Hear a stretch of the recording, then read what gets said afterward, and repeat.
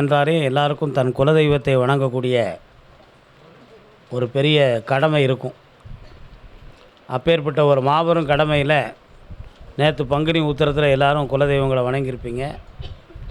அத்தனை வணக்கத்துக்குரிய ஒரு பெரிய கடமை இருந்த போதிலும் வழிகாட்டு மாளிகைப்பாறை கருப்பசாமி திருக்கோயிலுக்கு வந்து வாக்கு கேட்பது ஒரு பெரிய பாக்கியம் என்று கருதி இங்கே வந்திருக்கிற எல்லா பக்தர்களுக்கும் இந்த கோயிலில் நடக்கிற ஒவ்வொரு அருள்நிறை காட்சிகளையும் யூடியூப் சேனல் மூலமாக உலகமெங்கும் பார்த்து மனதுக்குள்ளே பிரார்த்தனை செய்து கொண்டிருக்கிற எல்லா பக்தர்களுக்கும் உங்கள் எல்லாருடைய எண்ணங்களும் ஆனந்தமாக நிறைவேறி இந்த பூவுலகில் நீங்கள் என்னாலும் புனிதமாக வாழ வேண்டும் என்று கருதி உங்களுக்காக பிரார்த்தனை செய்து கொள்கிறேன்.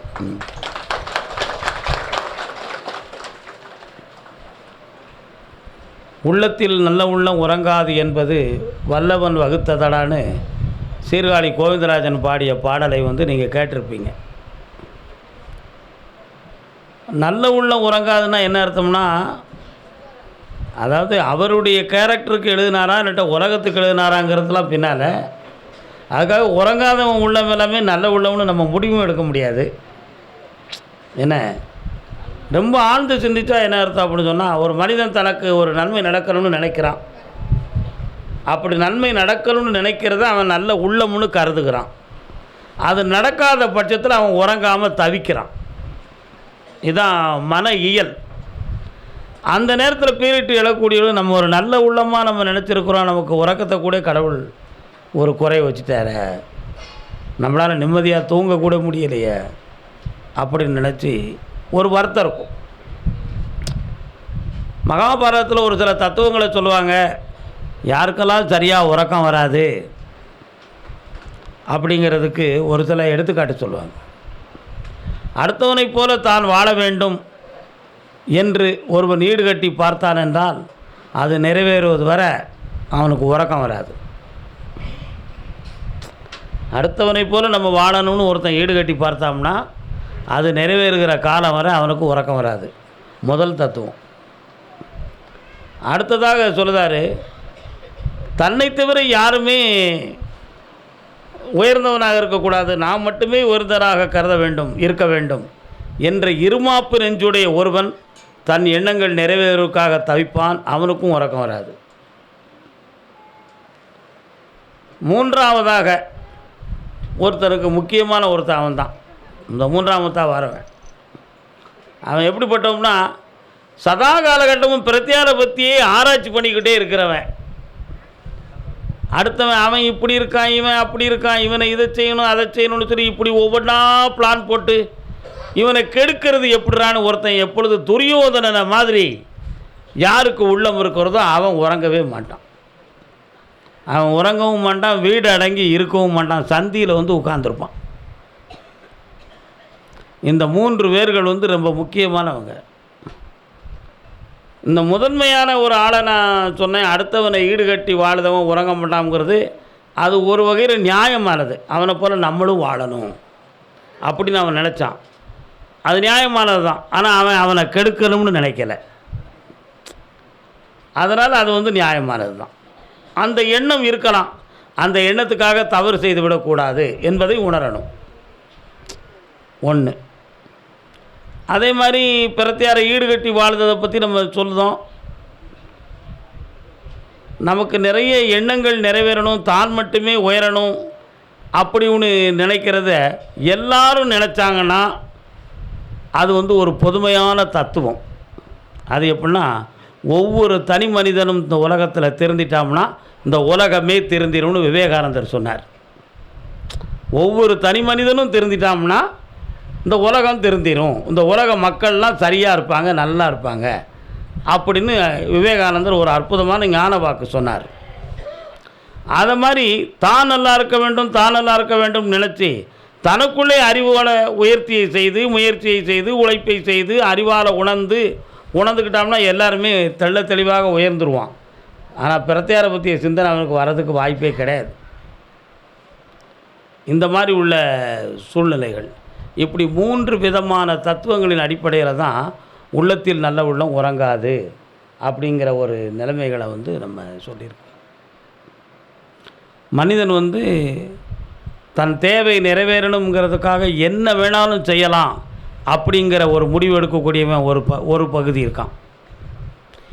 எதையாவது செய்து நம்ம முன்னேறிடணும், நம்ம தேவையை நிறைவேற்றிடணும்னு நினைக்கிறவனும் ரெண்டாவது பகுதியாக இருக்கான். மூன்றாமத்ததாக ஒருத்தன் எவ்வளவோ முயற்சி பண்ணி பார்த்தா முடியல, நம்ம கடவுளே நமக்கு தரட்டும், அது வரை பொறுத்து இருப்போம் அப்படி நினச்சி இருக்கிறவன் மூன்றாமத்த மனிதனாக இருக்கான். ஆனால் இவங்க எல்லாரையுமே பகவான் தான் படைச்சிருக்கான்.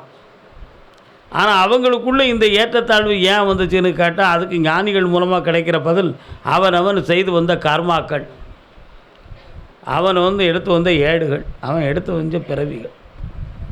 இதுதான். இதை வேறு மாதிரி ஆழ்ந்து சிந்தித்தோம்னா யார் குற்றவாளி, மனிதன் குற்றவாளியா இறைவன் குற்றவாளியாங்கிற கேள்வியில் கொண்டு போய் விடும்.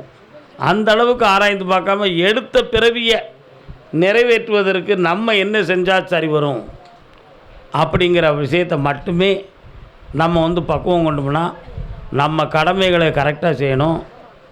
நம்ம கடமைகளை செய்த பின்பு நாம் கடவுள் மேலே சரணாகதியாக இருந்தோம்னா எல்லா விஷயமும் நடக்கும். இது ஒரு மூட நம்பிக்கை கிடையாது, இது உண்மையானது. இந்த உண்மையானதுன்னு சொல்லும் பொழுது எதெல்லாம் உண்மை? ஒருத்தனுடைய வாழ்க்கையில் நடந்து கொண்டு இருப்பது, நேருக்கு நேர் நடப்பது உண்மை, நடந்து போனதும் உண்மை, நடக்க போகிறது மட்டும்தான் உண்மையா பொய்யான்னு ஒரு கேள்வியாக இருக்கும். ஏன்னா அவனுடைய அறிவுக்கு சிற்றறிவுக்கு எட்டாது. இனி நாளைக்கு இது நடக்கணும், ஆனால் அது நடக்குமா அது நடக்காதான்னு தெரியலையே அப்படின்னு தவிப்பான். அவன்தான் கேள்விக்குறிக்குரிய மனிதனாக மலர்கிறான். அவன்தான் அந்த விஷயம் நடக்குமா நடக்காதா அல்லது உங்களால் நடத்தி வைக்க முடியுமா, இந்த கேள்வியை நோக்கி தான் எல்லாரும் படையெடுத்து வழிகாட்டு மாளிகைப்பற கருப்பசாமியை நோக்கி வந்திருக்கிய. இதுதான் உண்மை. இந்த எண்ணங்களை நம்ம நிறைவேற்றுவதற்கு தான் எல்லாம் வல்ல இறைவன் நம்முடைய ஆன்மாக்குள்ளே இருந்து நம்மளை பக்குவப்படுத்தணும். நம்முடைய கர்மாக்கள் மூலமாக பலன் கிடைக்கணும்னு நினச்சா அவ்வளோ சீக்கிரமாக நடக்காது. கர்மாவின் வெப்பங்கள் அதிகம் இருக்கும் பொழுது கைக்குடையை கொடுத்து காத்து ரட்சிக்கின்றதைப் போல கடவுளுங்கிற ஒரு சக்தி குருமார்கள் மூலமாக நமக்கு நல்ல வாக்குகளை கொடுத்து ஒரு துணையை கொடுத்து நம்மளை வாழ வைக்கிறதுக்கு அது உதவியாக இருக்கணும். அந்த உதவி வருவதற்கு எண்ணங்கள் ரொம்ப முக்கியம். எல்லாருமே சொல்லிடுவீங்க, அன்னையும் பிதாவும் முன்னறி தெய்வம். குழந்தைகள்லாம் அப்பனையும் அம்மையவும் தெய்வமாக மதிக்கணும்னு பிள்ளைகளுக்கு சொன்னதாக நம்ம கற்பனை பண்ணிக்கிட்டு இருக்கோம். அவ்வையார் அம்மா அப்படி சொல்லவே இல்லை. அன்னையும் பிதாவும் முன்னறி தெய்வம் அப்படின்னா என்ன அர்த்தம்? குழந்தைக்கு தெய்வத்தை நீ அறிமுகப்படுத்தும் பொழுது நாங்கள் தான் உனக்கு தெய்வம்னு அறிமுகப்படுத்தணும். அப்படின்னா எப்படி அறிமுகப்படுத்த முடியும்? நான் நேற்று களவான்ட்டு 4 இளநீ கொடுத்தேன், நான் தான் உனக்கு தெய்வம் அப்படின்னு அறிமுகப்படுத்த முடியுமா? இல்லை ஒரு இடத்துல நான் கொள்ளையடித்து வந்தேன்டா, உன்னையை காப்பாற்றுறதுக்கு நான் தான் உனக்கு தெய்வம்னு பெத்த பிள்ளைகிட்ட ஒருத்தன் சொல்ல முடியுமா? முடியாது. தவறு செய்துவிட்டு தன்னை தெய்வமாக தன் பிள்ளைகளிடம் காண்பிக்க முடியாது.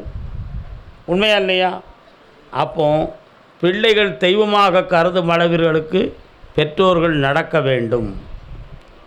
அதைத்தான் அந்த அம்மா சொல்லிச்சு, அன்னையும் பிதாவும் முன்னறி தெய்வம் அப்படின்னு சொல்லிச்சு. அப்போ தகப்பனும் தந்தையும் தெய்வத்துக்கு சமமாக இருந்தால்தான் அந்த பிள்ளைகள் நம்மை மதிக்கும் என்பது தான் இதனுடைய விளக்கம். இந்த விளக்கம் ஏன் இதெல்லாம் இந்த அம்மா சொல்லுச்சின்னு நான் ரொம்ப ஆராய்ந்து பார்த்தேன். கந்த புராணத்தை எடுத்து பார்த்தேன், சிவபுராணத்தை எடுத்து பார்த்தேன். சாதாரணமாக இன்றைக்கி கோடிக்கணக்கான மாம்பழங்கள் நம்முடைய இந்தியாவில், தென்னிந்தியாவில், வட இந்தியாவில் மலர்ந்து கிடக்கு, மலர்ச்சி கிடக்கு. ஹைப்ரேட்டில் வேறு மாம்பழங்கள் பழுத்து கிடக்கு. நாளைய உலகத்தில் பனைமரத்தில் மாம்பழம் காய்க்கக்கூடிய அளவுக்கு விஞ்ஞானம் வளர்ந்துடும். இல்லை அந்த அளவுக்குலாம் நம்முடைய விஞ்ஞானத்தின் வளர்ச்சிகள் வளர்ந்து கொண்டு இருக்கிறது. எத்தனையோ விதவிதமான பழங்கள்லாம் உலகத்தில் இருக்கிற ஞானப்பழம்னு சொல்லி ஒரு பழத்தை ஒரு புராணத்தில் அறிமுகப்படுத்தி அந்த ஞானப்பழத்துக்காக நீ உலகத்தை சுற்றி வரணுங்கிற ஒரு சம்காரமான ஒரு மனித இயல் சம்பந்தமான ஒரு போட்டியை உருவாக்கி அதில் குமரக்கடவுளாகிய முருகப்பெருமான் போய் உலகத்தை மயிலேறி சுற்றி வர இயலாத கணவதி தாயும் தந்தையும் தான்ப்பா தெய்வம்னு சொல்லி தகப்பனையும் தாயும் சுற்றிட்டு மாம்பழம் வாங்கியதாக நம்ம ஒரு புராணம் படிச்சிருக்கிறோம். இது ரொம்ப விரிவாக சொல்லணும். மூடநம்பிக்கையை வளர்க்க முடியும் யாரும் நினச்சிடாதீங்க. இதுக்கு உள்ளே தான் ஒரு பெரிய விஷயமே இருக்குது, அதான் சொல்ல வந்தேன். தாயும் தகப்பனும் உலகம் அப்படின்னு சொல்கிறதுக்கு அன்னையும் பிதாவும் முன்னறி தெய்வம்னு முதல்ல சொன்ன வார்த்தையை விநாயகர் புரிந்து கொண்டு சுற்றினாரா இல்லையாங்கிறத பார்த்தா விநாயகருக்கு அது சரிதான்.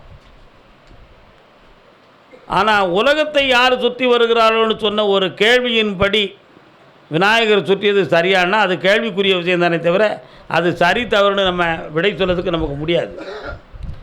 உலகையெல்லாம் மயிலேறி சுற்றி வந்த எம்பெருமான் முருகன் உலகத்தை நான் தான் முதலில் சுற்றி வந்தேன், கனி எனக்குத்தான் என்று ஏகவசனம் கூறினார். இல்லையப்பா, தாயும் தந்தையே உலகம்னு சொல்லி அவர் விநாயகர் கனியை வாங்கிட்டார்னு சொன்னோம். முருகனுடைய வாக்கு போட்டியில் பங்கிடப்பட்ட என் முன்னிலா இது சரியா தவறானு என் முன்னிலையில் வழங்க வேண்டிய கனியை தனித்து முடிவெடுத்து தாங்கள் கொடுத்தது தவறு தானேன்னு கேட்டார். யாரை? பரமேஸ்வரனையும் பார்வதியும் கேட்டார். இதெல்லாம் புராணத்தில் மறைக்கப்பட்ட உண்மைகளை நான் வெளியே சொல்லி கொண்டிருக்கிறேன். அப்படி கேட்கும் பொழுது அவர் செய்ததில் என்ன தவறு அப்படின்னு முருகன்கிட்ட கேள்வி கேட்குறார். முருகன் அதுக்கு அருமையான பதில் சொன்னார். உலகத்தை சுற்றி வருகையில் நான் கண்ட காட்சிகளெல்லாம் விநாயகன் கண்டாரா? உலகத்தில் நான் எல்லா பக்கமும் சுற்றி வந்தேன், நான் கண்ட காட்சிகளை விநாயகர் பார்த்தாரா அப்படின்னு ஒரு கேள்வியை எழுப்பினார். யார்? வேலவன். அப்படி எழுப்பிய உடனேயே விநாயகா நீ பார்த்ததையெல்லாம் சொல்லு பார்க்கலாம் அப்படின்னு சிவன் சொன்னதாக புராணத்தில் இருக்குது. நல்லா நீங்கள் புரிஞ்சுக்கணும். முதல்ல சொன்னார் பரமேஸ்வரனும் பார்வதியுமே உலகம் என்று சுற்றி விட்டார் அப்படின்னு சொல்லிட்டார். ஆனால் அதுக்கு அடுத்து ஈசன் கேட்பதாக புராணத்தில் சொல்கிறாரு, நீ பார்த்ததெல்லாம் சொல்லுங்கிறாரு. அப்போ அவர் எங்கே போனார்னு யாருக்குமே நமக்கு தெரியாது, புராணத்தில் எழுதவும் இல்லை. ஆனால் விஷயத்தை நீ பார்த்ததையெல்லாம் சொல்லு அப்படின்னு ஒரு கேள்வி சொன்னார். ஏன்? முருகனை சமாதானப்படுத்துறதுக்கோ அல்லது உன் கேள்விக்கு அவன் தகுதியானவன் தான் விநாயகன் என்பதை மெய்ப்பிப்பதற்காகவோ இந்த வார்த்தையை கூறியதாக புராணத்தில் சொல்லுது. பார்த்ததெல்லாம் கூறும் பொழுது எங்கே என் திருமுகத்தை பார்த்து நீ சொல்வாயாகன்னு சொல்லி நெற்றிக்கண்ணை பார்க்க சொல்கிறாரு சிவபெருமான் விநாயக மூர்த்தியை. விநாயகர் சிவனுடைய நெற்றியை பார்க்கிறார். என்ன நடக்கு? முருகன் என்னமெல்லாம் பார்த்துட்டு வந்தாரோ அது எல்லாமே நெற்றிக்கண்ணில் விநாயகனுக்கு காட்சியாக சிவபெருமான் காட்டுகிறார். இது நீங்கள் சிவனுடைய சக்தின்னு நீங்கள் சொல்லிடுவீங்க. சக்திங்கிறது சரிதான். ஆனால் தான் செய்த தப்புக்காக அந்த சக்தியை பயன்படுத்தி விநாயகர் பார்க்காததை பார்த்ததாக மெய்ப்பித்து கூறியது நமது நீதியின்படி சரிதானான்னு கேட்டால் அது எல்லார் உள்ளத்திலும் ஓடிக்கிட்டு இருக்கக்கூடிய ஒரு கேள்வி தான். அது தப்பு சரிங்கிறது நம்ம சொல்லக்கூடாது. எல்லார் உள்ளத்திலும் அப்படி ஒரு கேள்வி வந்துடும்.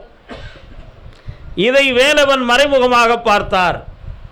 ஈசன் தன்னுடைய முகத்தில் தான் கண்ட காட்சிகளை விநாயகனுக்கு காட்டி கொடுக்கிறார் என்ற விஷயத்தை பார்த்த உடனேயே முருகனுக்கு மனவேதனை ஏற்பட்டது. எப்படி ஏற்பட்டது? பெற்றோராக இருந்தும்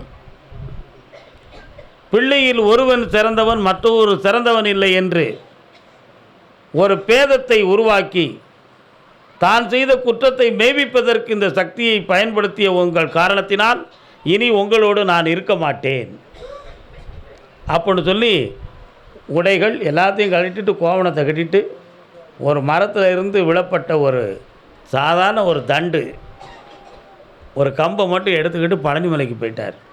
போய் உச்சியில் நின்றார். தண்டோடு நின்று காட்சிக்கு பேர் தான் தண்டாயுதபாணின்னு காட்சி. தண்டோடு நின்றதற்கு தண்டாயுதபாணி. சக்கரபாணின்னு எம்பெருமான் மகாவிஷ்ணுவுக்கு ஒரு பேர். ஏன்? சக்கரத்தை சுமந்து கொண்டு அவன் காட்சியளித்த பாணி. பாணி என்றால் முறை என்பது பொருள்.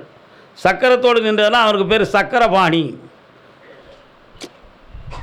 பாரத போரில் சங்கை எடுத்து பாஞ்சசன்யம் என்னும் சங்கை எடுத்து ஊதினான் யார்?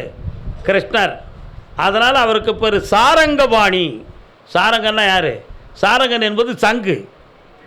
அப்போ ஒவ்வொரு பொருளையும் கையில் வைத்திருப்பதற்கு அவதாரத்தின் மகிமையான பெயர் வைத்தது போல இவர் தண்டை வைத்ததுனால் இவருக்கு பேர் தண்டாயுதபாணி அப்படின்னு ஒரு பேர். இந்த பேரை வச்சுட்டு பழனிமலையில் இருக்கும் பொழுது எல்லாரும் போய் அவரை நீ அம்மா அப்பாவோட சேரணும்னு சொல்லி அவை போய் சொல்கிறா. எல்லாருமே சொன்னாங்க. ஆனால் முருகப்பெருமானுடைய மனசு தாங்கவே இல்லை, தனியவே இல்லை. இவனை சாதாரணமாக சமாதானப்படுத்துவதற்கு ஒரே ஒரு வழி, என்ன வழி அப்படின்னு பார்த்து எல்லாரும் வைகுண்டம் சென்று எம்பெருமான் நாராயணன்ட்ட போய் முறையிட்டாங்க. ஏன் நாராயணனுக்கு மட்டும்தான் ஒரே ஒரு குணம், தாயுமாகவும் இருப்பான், தந்தையாகவும் நடப்பான். அறிவில் தந்தையாக இருப்பார், மனதில் தாயாக இருப்பார். அதனால தான் ஞானிகள்லாம் சொல்லுவான், என் மனம் என்னும் தாயும் என் அறிவென்னும் தந்தையும் என் ஐம்புலன்கள் என்னும் பிள்ளைகளாக பெற்று என்னை வாழ வைக்கும் கருவிகளே ஞானமாகும்னு சொன்னார். மனதை தாயாக, அறிவை தந்தையாக, இந்த ஐம்புலன்களை இந்த தாயும் தந்தை இருவரும் வாழ வைக்கின்ற கருவிகளாக 5 பிள்ளைகள், மெய் வாய் கண் மூக்கு செவி என்னும் 5 பிள்ளைகளும் இந்த மனம் அறிவு என்னும் தாய் தந்தைக்கு பிள்ளைகள் அப்படின்னு சொன்னார். அந்த குலத்தை கொண்டவர் மகாவிஷ்ணு. மனதை தாயாகவும் அறிவை தந்தையாகவும் மெய்வித்து வாழ வைக்கிற தரம் கொண்டவன் மகாவிஷ்ணு. அதனால் திருமாலே முருகப்பெருமானை சரி செய்து மீண்டும் இந்த குடும்பத்தோடு இணைக்கணும்னு சொல்லி சமாதான நிலைகளை கொண்டு திருமால்கிட்ட ஏற்றினோடனே அவர் இணைஞ்சான்னு ஆயிரக்கணக்கான பசுமாடுகளை எல்லாம் தன் பக்கத்தில் இழுத்து கொண்டு புல்லாங்குழலை வாசித்து அப்படி மாடு மலை கன்றோடு போகிறார். அப்படி பழனிமலையுடைய அடிவாரத்தில் போய் நின்று விட்டு, முருகா என்னப்பா தண்டாயுத பணியாக நிற்கிறேன்னு கேட்டார். ஒரு கேள்வி, அந்த ஒரு கேள்விக்குள்ள பதிலில் தான் ஞானமே இருந்துச்சு. தண்டபாணி தேசிகர் ஞானப்பழத்தை பிழிந்து அப்படின்னு ஒரு பாட்டில் இருக்கிறார். அந்த பாட்டை நீங்கள் திருவிளையாடல் பாட்டத்தில் கேட்கலாம். அந்த பாட்டை பாருங்கள். ஏன் இப்படி 2 கொண்டு இங்குற்றோர் ஆண்டியானாய் அப்படின்னு அந்த பாடலில் வரும். அவர் ஏன் அந்த தண்டு கொண்டு இருக்கிறியே ஏன் அப்படின்னு கேட்டதுக்கு ஒரு பதில் அருமையாக சொன்னார். மாமா, இந்த தண்டாகிய இந்த கிளை, இந்த கம்பு ஆழ்ந்து அகன்ற விரிந்து படர்ந்த பசுமை நிறைந்த ஒரு மரத்தில் இருந்தது. அந்த மரக்கிளையிலிருந்து ஒடித்து தனித்து கொண்டு வந்து நான் வைத்திருக்கிறேன். ஏன் அந்த மரம் என்னும் குடும்பத்தை விட்டு அகன்று தனித்து வந்ததுக்கு அடையாளமாகவே இந்த தண்டை வைத்திருக்கிறேன். அதை போல சிவலோகத்தில் என் தாய் தந்தை உற்றார் உறவினர் அனைவரையும் பிரிந்து நான் தனித்து நிற்கிறேன் என்பதை காட்டுவதற்காகத்தான் இந்த தண்டோடு நின்றேன்னு சொன்னார். இதுதான் அந்த நம்ம என்ன காக்காயும் எதையும் 10க்காக கம்பு வச்சுருந்தாரு கிடையாது. தான் துறவி என்பதை மரமென்னும் ஒரு அகன்ற வாழ்க்கையில் இருந்து பிரித்து தனித்து கொண்டு வந்தேன். அந்த கிளை எப்படி சொந்தமில்லாமல் தனிமையானதோ அதுபோல் நான் தனிமையாக இருக்கிறேன் என்பதை நான் நிற்கும் பாணியில் இந்த உலகம் அறிய வேண்டும் என்பதற்குத்தான் இந்த காட்சியை கொடுத்தோம்னு சொல்லிட்டார். அதுதான் தண்டாயுத பாணி. உடனே அடுத்து இந்த விஷயத்துக்காக இது ஒரு பெரிய, நீ பழத்துக்காக கோபித்தாய், உனக்கு பாலாக தருகிறேன் அப்பா, ஒரு கனிக்கு வேதனைப்பட்டாய் 2 கனி தருகிறேன் மாமான்னாரு.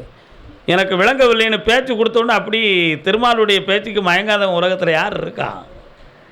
அருமையாக பேசி எந்தால் பிள்ளையை மனம் உருக வைத்தார். உனக்காக பால் கொடுப்பதற்கு 1000 மாதாக்கள் காத்திருக்கிறார்கள்ப்பா, எங்கே இருக்கிறான்னு பார்த்தான். கீழே அப்படி மலையில் அழுந்து பார்த்தார். மலையின் அடிவாரத்தில் ஆயிரக்கணக்கான பசுக்களாக நின்றுச்சு. அந்த பசுவுக்கு தூய தமிழ் என்ன பேர்? ஆ என்பது பேர்.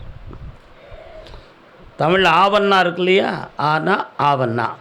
ஆ என்றால் பசு என்பது ஓர் எழுத்து ஒரு மொழி இலக்கணத்தில் பசுவுக்கு அப்படி ஒரு பெயர் ஆ. வனம் என்பதற்கு ஓரெழுத்து ஒரு மொழியில் கா, காவண்ணா. மலர் என்பதற்கு ஓரெழுத்து ஒரு மொழியில் பூ. இது இலக்கணம். அதை மாதிரி பசு என்பதற்கு ஓர் எழுத்து ஒரு மொழியில் ஆ என்பது எழுத்து. அப்போ நம்ம பசுவினத்தெல்லாம் கொண்டு வந்து சேர்த்துருக்கோங்கிறத தூய தமிழில் ஆவினத்தை எல்லாம் உனக்காக தந்தேன்னாரு. இது உனக்காகவே இங்கே குடி இருக்கும்னார். அதுதான் ஆவினன் குடி. பசுக்கள் குடி இருக்கிற இடத்துக்கு ஆவினன் குடி அப்படின்னு அருமையான ஒரு பெயர் சூட்டப்பட்டது. ஒரு கனிக்கு 2 கனி தருவேன் என்று சொன்ன ஒரு அற்புதமான ஒரு சக்தியை தோளில் ஏற்றிக்கிட்டு முருகனை தோளில் எடுத்துக்கிட்டார். யார்? திருமால். அந்த நாள் பங்குனி மாதம், அந்த நட்சத்திரம் உத்திர நட்சத்திரம். தன் குடும்பத்தை விட்டு பிரிந்து இருந்த முருகப்பெருமானை உறவோடு சேர்த்து சிவனோடு சேர்ப்பதற்காக காரணத்தோடு உலா வந்த நாள் பங்குனி உத்திர நாள்.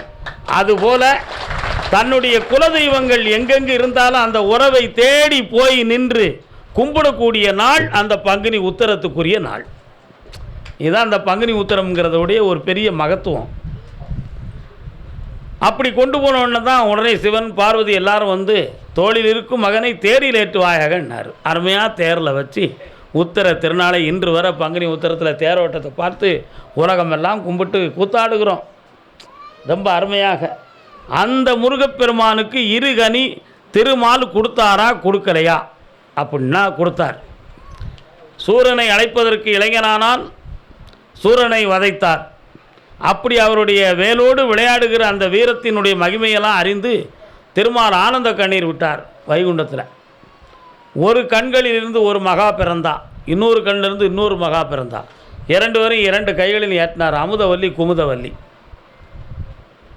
தேவாமிர்தமாக பிறந்தவளும் மலர் போன்று பிறந்தவளும் அமுதவல்லி குமுதவல்லி. ஒரு பிள்ளையை கொண்டு கடற்கரையில் இருக்கிற மீனவர்களுக்கு வளர்த்து இந்திரன் தத்தெடுத்து தெய்வ யானையாக வளர்த்து முருகனுக்கு மனைவியாவாய். இன்னொரு பிள்ளை காட்டில் இருக்கின்ற வேடனுக்கு மகளாக பிறந்து மானின் பாதுகாப்பிலே வளர்ந்து வள்ளியாக இருந்து வள்ளி கொடியடியிலிருந்து முருகனுடைய இதயமாம் குகையில் நீ பள்ளி ஏறுவாய் அப்படின்னு சொன்னார். அதனால தான் முருகனுக்கு குகன் என்று ஒரு பெயர். ஏன்? எல்லார் இதயத்திலையும் முருகன் குடிகொண்டிருப்பானான். இதயமாம் குகையில் குடியிருப்பவன் குமரக்கடவுள். ஆகையால் அவனுக்கு குகன் என்று ஒரு பெயர். அப்பேற்பட்ட முருகனுடைய இதய குகையில் குடி புகுந்தவள் வள்ளி. அதனால்தான் முருகனுக்கு வந்து தெய்வானை வள்ளின்னு சொல்கிறதுக்கு முன்னால் வள்ளி தெய்வானைன்னு சொல்லி முருகப்பெருமானை நம்ம வந்து சொல்லுவோம். வள்ளி மணவாளனை அப்படின்னு வாயார வாழ்த்துக்கிறோம். இப்படியெல்லாம் ஒவ்வொரு விஷயமும் நடந்துச்சு. அப்போ இந்த விஷயங்கள் நம்ம புரிஞ்சுக்கிட்டது என்ன? தாய் தகப்பனாக இருப்பது பெரிதில்லை, தன் பிள்ளைகளை பேதமின்றி காப்பதும் பாகுபாடின்றி வளர்ப்பதும் பாகுபாடற்ற மனதோடு இருக்க வைப்பதும் பெற்றோரின் கடமை. அதுக்கு இலக்கணமாக பிள்ளைகள் செவிசாய்த்து மனந்தணிந்து இருப்பது குடும்பத்தின் இயல்பு. இது தெய்வலோகத்திலேயே இந்த சம்பவம் நடந்திருக்கு என்பதை நம்ம அதை இலக்கணமாக கடைபிடிக்கிறதுக்கு நடக்கலை. இப்படியெல்லாம் எந்த இடத்திலும் நடந்துடக்கூடாது என்பதற்கு எடுத்துக்காட்டாக இந்த புராணங்களை நமக்கு வந்து உணர்த்தினார்கள். அதனால் எல்லோருடைய மனதையுமே வஞ்சமற்று தூய்மையான நிலைகளில் பொறாமையற்று கெட்ட எண்ணம் பீரிட்டு பார்க்காமல் நம்மளை தெளிவுபடுத்தி வாழ்ந்தால் தான் முதல்ல பிள்ளைகள் நம்மளை வந்து தெய்வமாக கும்பிடும். பெற்றவங்களை பிள்ளைகளை கும்பிட ஆரம்பிச்சுன்னா உலகமெல்லாம் கும்பிடக்கூடிய அளவுக்கு அவன் நல்லவனாகிடுவான். அது ரொம்ப முக்கியம். அப்போ பெற்றோர்கள் முதலில், நீங்கள்லாம் பெரியவங்க இருக்கீங்க, இதில் 65% பெரியவங்க தான் இருப்பீங்க, அதுபோக 35% பிள்ளைகளாக தான் இருப்பீங்க இந்த கூட்டத்தில். நான் இன்றைக்கி வந்து இந்த பௌர்ணமியில் பெரியவங்களுக்கு தான் இந்த கதையை சொல்லியிருக்கேன். ஆனால் நீங்கள் எல்லாரும் என்னம்மா உண்மை தானே, நீங்கள் அனைவரும் உங்கள் பிள்ளைகளுக்கு தெய்வமாக காட்சியளிக்க வேண்டும். நீங்கள் எல்லோரும் உயர்ந்தவர்களாக உங்கள் மனதை பக்குவப்படுத்த வேண்டும். நீங்கள் அனைவரும் இந்த உலகத்தில் மாசில்லாத மனதோடு இருந்து ஈசனை உங்களுடைய